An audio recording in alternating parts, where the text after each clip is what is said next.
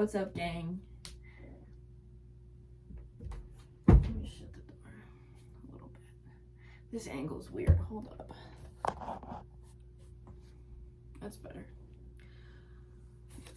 In case you haven't heard, Starbucks has brought back the unicorn frappuccino for a limited time.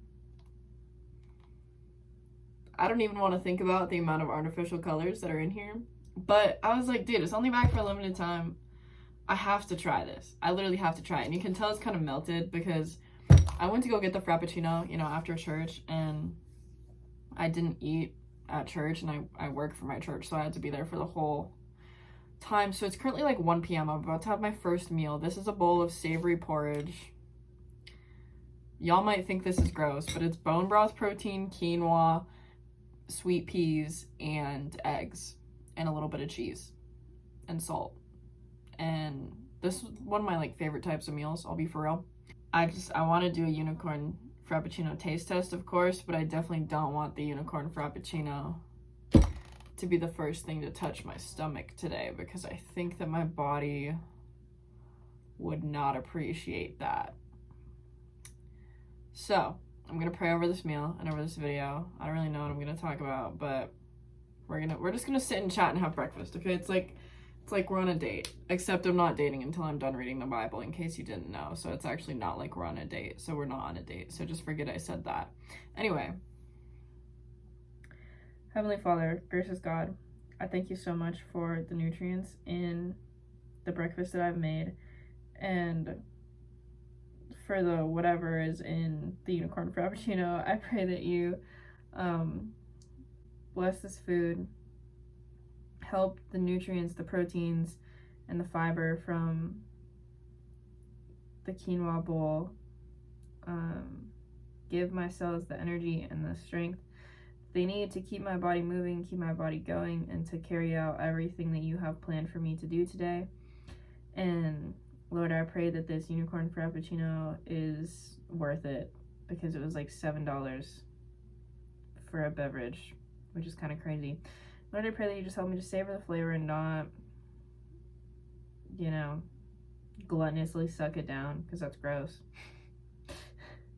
And Lord, I pray in this video that I just speak words that somebody needs to hear, and I pray that you put this video into the algorithm of whoever needs to hear it. I pray that that you help the right people to find my channel, to help me help them however you plan for me to do so, Lord. And Lord, I just thank you for being sovereign over all things, and for holding this earth in your hands. I pray all of this in Jesus' mighty name. Amen. Alright, that was a little bit, I'm not used to praying on camera, so that was kind of weird for me. But let's eat. And that is pretty much how I pray over every video. I maybe held back a little bit because y'all were watching.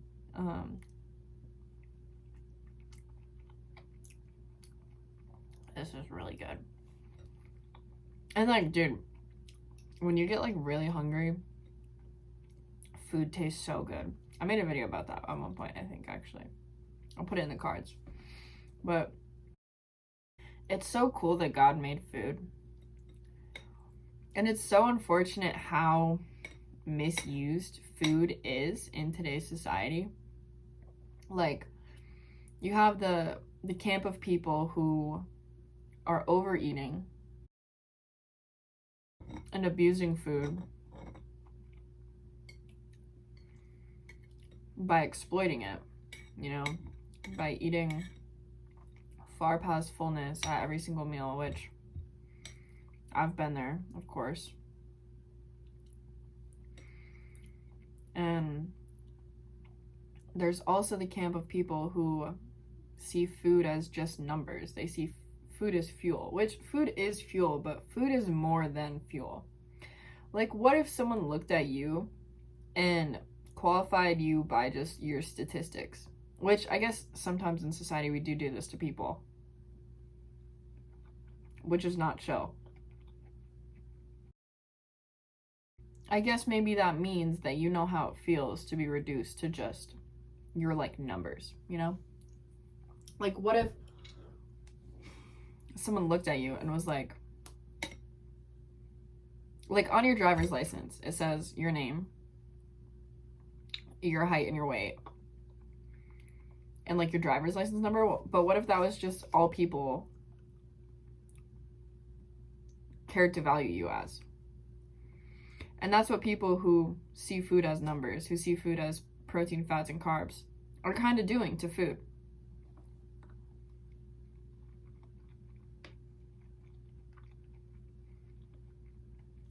Actually, I have my license right here. Let me see what all is on it.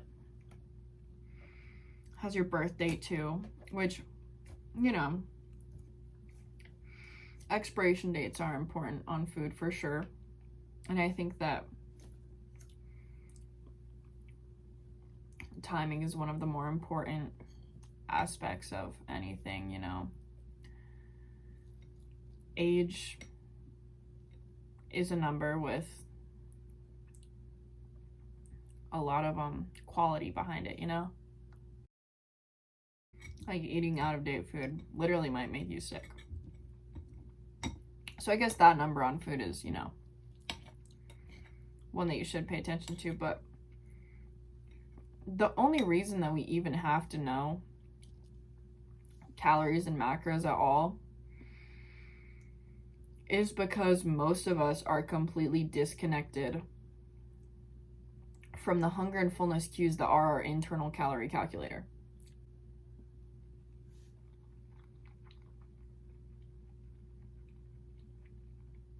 And I'm currently learning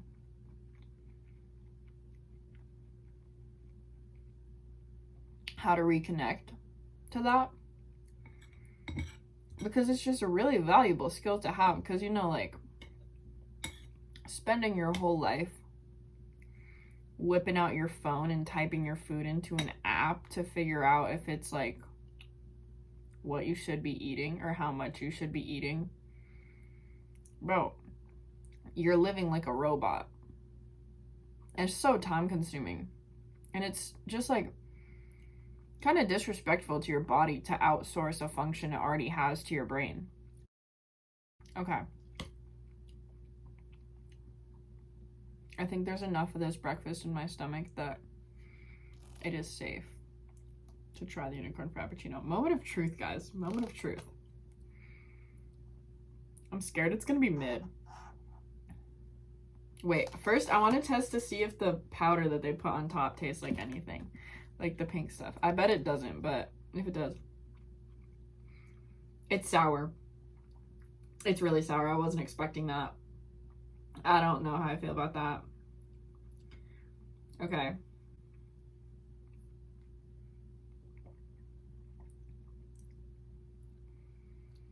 See, this being mango flavored is very confusing to me.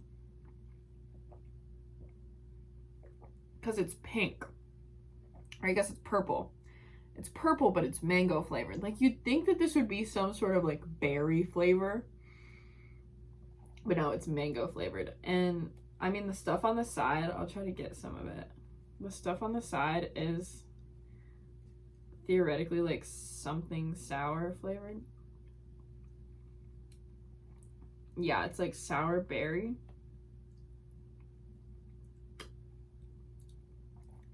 It's really sour. I think theoretically you're supposed to like stir it in. You know what? Here, let me try to like stir it in. Because the mango flavor is really sweet. And then there's pink something on the side too. I don't know if the pink stuff tastes like anything. I honestly can't really tell.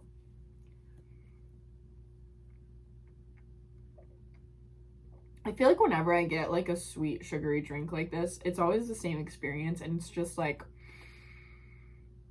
okay, it's cream and sugar. And like, yeah, it's good, but like identifying the flavors is always kind of difficult to me. I think this is the first time I've had a frappuccino since I was literally 13. Maybe 14. It's been a while. So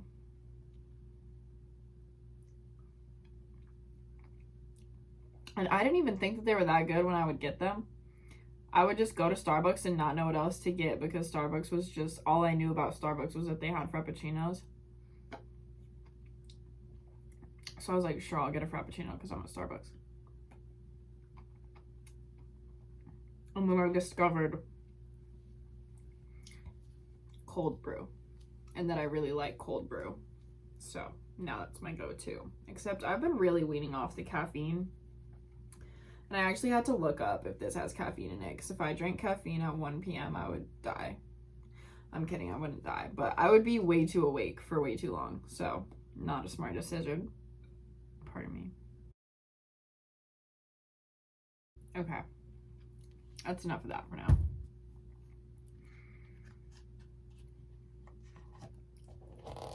I think I'm just gonna put this in the freezer. Hopefully it'll turn into kind of like ice cream. Because, like, this is a lot. Like, I feel like this is going to last me, like, multiple days. Like, I don't know. Last night, I went out. I always go to, like, the same place to watch the UFC fights on Saturdays. And, I didn't order off the kids menu this time. But usually I get, like, a kid's burger because I just don't want all the extra stuff on it, because it's like, ugh, like, get that shit out of here, you know what I mean? And I got like one of the like special burgers because I had just gone for a hike, so I was like really hungry. And the bartender was like, wow, you actually got an adult meal today, like, good job. I was like, thanks. But then I was like, I want ice cream, but I don't want the whole, like, ice cream sundae. Is there, like, can I just get, like, a scoop of ice cream? And he goes, do you want the kids' ice cream sundae? And I was like, what, is it smaller than an adult? And he was like, yeah, it's, like, you know, for a child. And I was like, yeah, that sounds like what I want. Like, you know me, dog. That's, yeah, put one in. And this sundae was actually, like, big for, I mean, it wasn't like huge, you know, obviously like the normal sundae I would assume is quite a bit bigger, but it was still like, I want to say like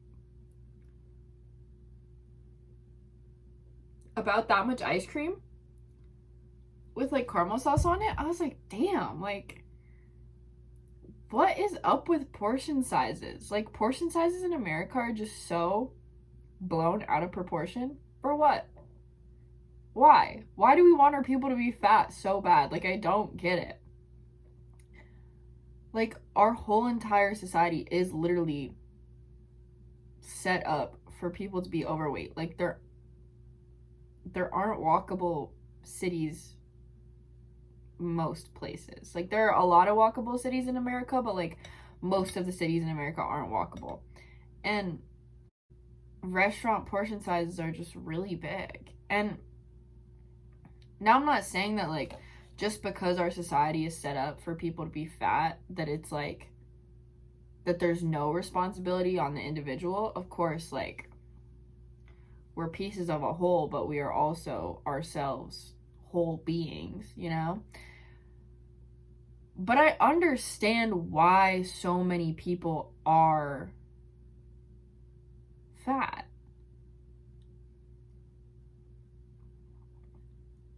And like, not only are all the portion sizes so big, and I'm actually gonna put this in the freezer right now because it's melting, but BRB.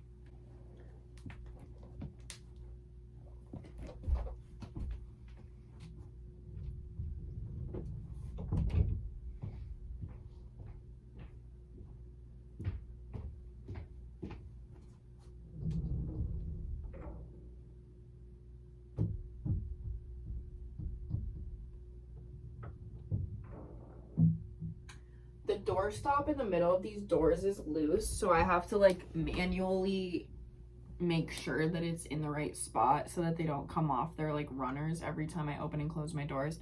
I can't wait till the doorstop gets bolted back into place. And that's how I feel reconnecting to my hunger and fullness cues. You know, like I have to really like, okay, is it in the right spot? Are we in the right spot? And I've been making like a lot of miscalculations along the way, but you know, we're getting better and better as time goes on.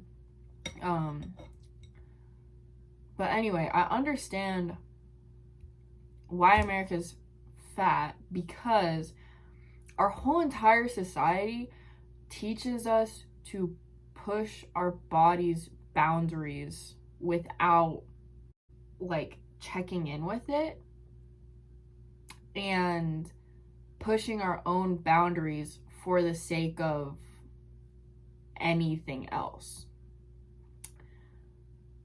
You know, like most people have jobs that basically exploit them. Most people always put other people ahead of themselves, and like we aren't putting our own oxygen mask on first. You know, like in a plane, like you got to put your own oxygen mask on first. You can help other people. But the only place that we can actually see that is on people's bodies with food. And so I think that that's why, like, the American health epidemic, so much of the attention goes to food and goes to how we're eating too much. But really, the issue is that we are all conditioned to not listen to our intuitive boundaries, because the whole entire system is set up to succeed under that condition. I hope that makes sense. And so now that more people are getting in tune with their bodies and more regulated with their systems and actually taking care of themselves, they're realizing that they should just go out on their own, do their own thing, not work for anyone else. Because why would they work to make someone else rich at the expense of their own physical functioning? I've also observed that most people, including myself and most of the people like in my immediate space, were never taught to feel feelings, and we're never taught like healthy coping mechanisms when it comes to things that dysregulate you. Because a lot of things in this world are stressful, and that's normal. A lot of things in this world throw your body out of its safe ventral vagal parasympathetic state. But we're supposed to have just natural systems in place. Like, you know, our bodies just have like the ability to regulate and to come back to safety easily. But because we've been conditioned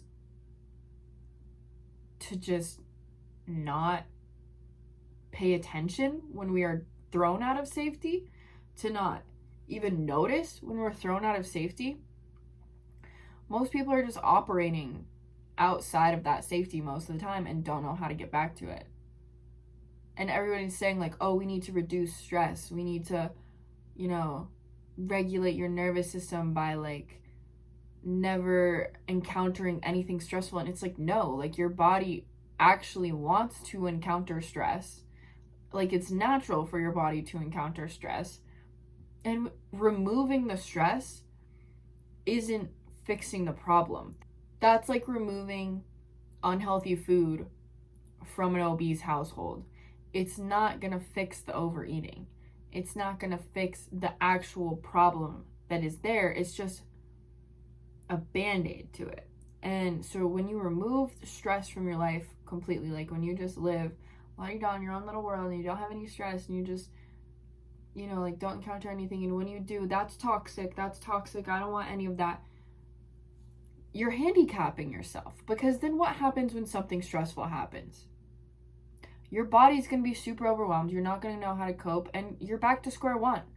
If you just learn the techniques to get back to parasympathetic functioning when a stressful event occurs, or when you just know what it feels like to feel safety, or when you know what it feels like when you're thrown off, so you can at the very least identify when you're in any state, life becomes a lot easier. And that was a crazy tangent from the unicorn frappuccino thing, but I hope some of it made sense, and I hope that you enjoyed. And if you did, like and comment and subscribe, and that's all I got for you today. Peace out, guys.